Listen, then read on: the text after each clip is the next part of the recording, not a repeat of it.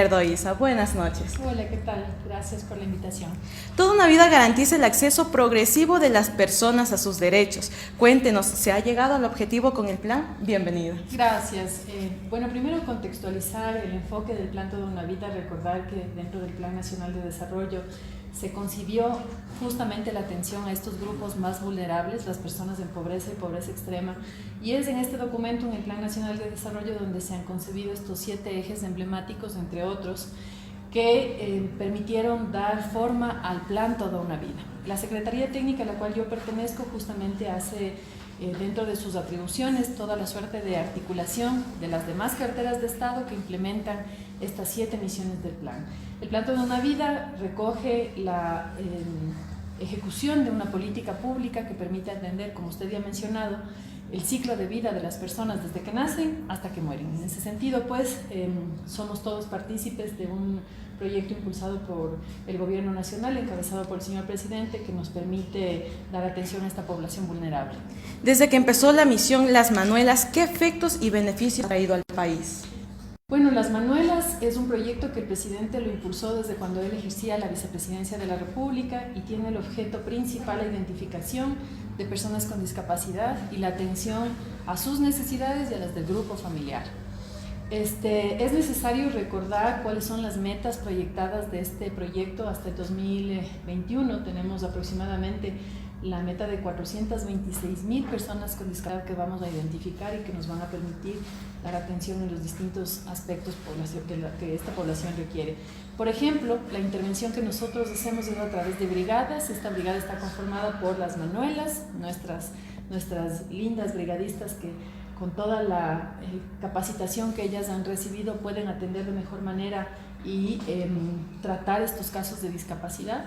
El médico del barrio, el Ministerio de Salud está presente en nuestras brigadas y también el Ministerio de Inclusión Económica y Social. En ese sentido, la atención es integral y en el eventual caso de que encontremos, por ejemplo, dentro del núcleo familiar una mujer embarazada, inmediatamente ingresa a Misión Ternura. Misión Ternura es aquella que está dada para la atención de los niños de 0 a 5 años y también la atención a las mujeres embarazadas. Entonces, se verifica que tengan los controles médicos, que los niños, por ejemplo, recién nacidos tengan todas las vacunas. Si hay menores un poquito más grandes, se verifica que ellos estén escolarizados y se hacen las derivaciones de los casos a los distintos ministerios. Al Ministerio, por ejemplo, de Educación, para que los incluya en los sistemas educativos. Muchas veces nos encontramos en casos de que los niños no asisten a las escuelas, entonces nuestro rol justamente es procurar esta vinculación. Al Ministerio de Desarrollo Urbano y Vivienda, MIDUBI, para la detección, por ejemplo, de necesidades de vivienda. Es importantísimo mencionar que, como ya habíamos dicho, el Plan Toda una Vida contempla también la misión Casa para Todos, que es estas políticas que el Estado implementa para dotar de viviendas, en algunos casos 100% subvencionadas, que es justamente para atender a este grupo de población que está en pobreza y pobreza extrema y aquellas que tienen parcialmente financiamiento. Entonces, hay distintas estrategias que estamos implementando y que nos permiten dar cuentas justamente que a la fecha ya tenemos, volviendo a la pregunta que usted me hacía, 158,000 personas con discapacidad a nivel nacional que han sido identificadas y que han recibido atención directa del Gobierno Nacional. ¿Y cómo se refleja esta misión Las Manuelas en la ciudad de Guaranda? Bueno, nosotros tenemos aquí 5 brigadistas que nos ayudan a identificar. Ahora mismo hemos llegado aproximadamente a 1,000 personas con discapacidad que tienen ya la atención. La meta del 2021 es llegar a 2,500 personas. De estos datos nosotros los hemos cruzado del registro social. Usted sabe que el registro social es una herramienta que utiliza el Estado cada 4 años justamente para poder medir los umbrales y la línea de pobreza de la población en general. En ese sentido, hace 4 años, en el 2014, casi 5 años, se generó el registro social aproximadamente a 8 millones de personas a nivel nacional y de ellas pues, se determinó que 300,000 personas tenían alguna condición de discapacidad y de ellas aproximadamente 150,000 en condición de pobreza y pobreza extrema. Entonces, cuando vinculamos discapacidad y pobreza o pobreza extrema, estamos hablando de una doble vulnerabilidad. porque no necesariamente las condiciones para atender a estas personas son las más óptimas. Entonces, ahí es la importancia de verificar el rol del Estado en atender en las distintas necesidades que tienen estas personas, no solamente desde el punto de vista de salud, sino también con un enfoque de derechos. La política pública está prevista justamente para que las personas con discapacidad no sean vistas con un enfoque médico. La discapacidad fue asociada por muchísimos años justamente a una condición de salud, sin verificar cuáles son las necesidades reales de la persona con discapacidad y su capacidad también de poder decidir sobre su vida.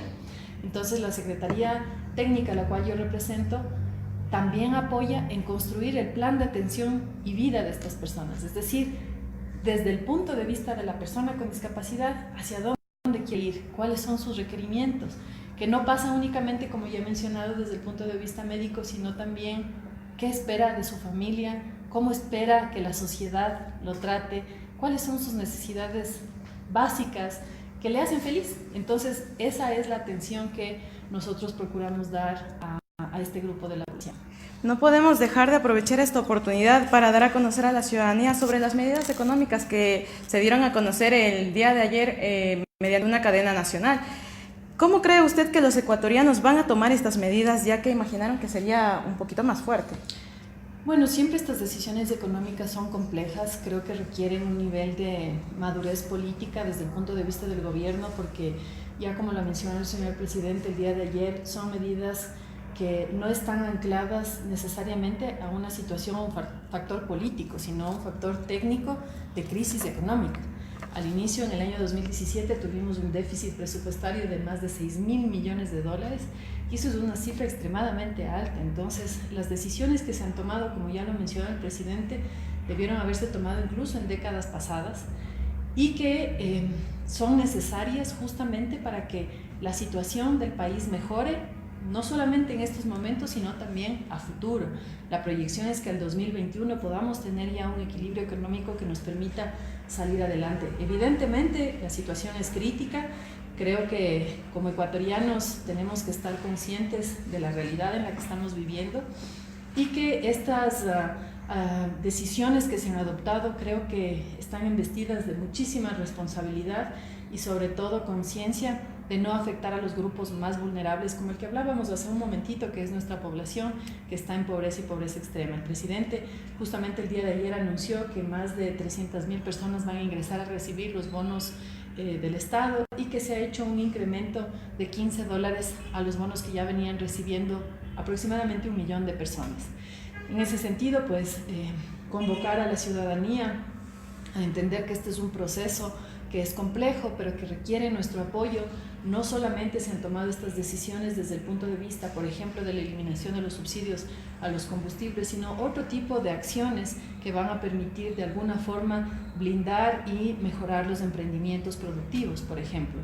Entonces, lo importante de todo este análisis es aclarar que las personas que están en estos segmentos poblacionales de pobreza y pobreza extrema van a tener su paraguas de protección intacto. Y no se vean afectadas. No se van a ver afectadas, el plan Toda una Vida está financiado y nosotros tenemos la responsabilidad justamente de cumplir los objetivos que hablábamos al inicio de la entrevista, que están concebidos en el Plan Nacional de Desarrollo. Entonces, en ese sentido, pues, sabemos que es un momento difícil, pero que requiere la colaboración y responsabilidad de todos los ecuatorianos.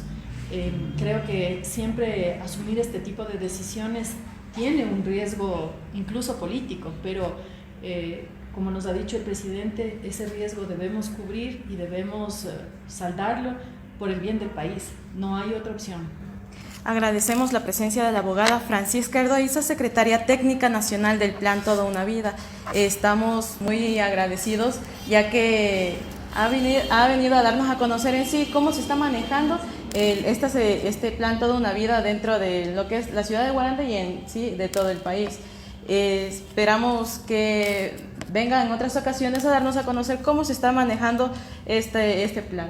Muchísimas gracias, siempre es grato volver a la provincia de Bolívar. Un saludo enorme a ustedes y muchísimas gracias también por la invitación. Gracias, amigos televidentes, los esperamos el día de mañana en su programa Perfiles. Buenas noches.